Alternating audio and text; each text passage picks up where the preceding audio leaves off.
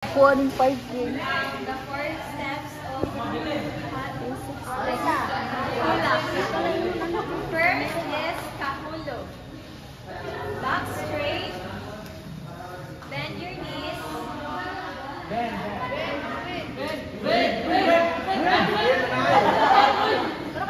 your knees. Straighten your arms. Fingers together. Chin up. Your head and your eyes must follow your arms. And your left arms is under your chin. Okay? For the footwork is left together, left tap. Right together. Hello? Left together, left tap. Ready? 1, 2, 3, go.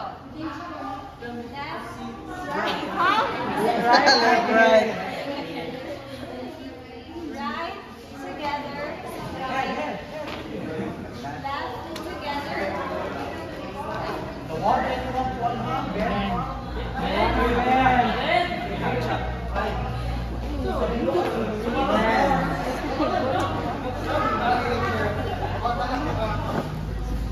So the second step of hula is the ami.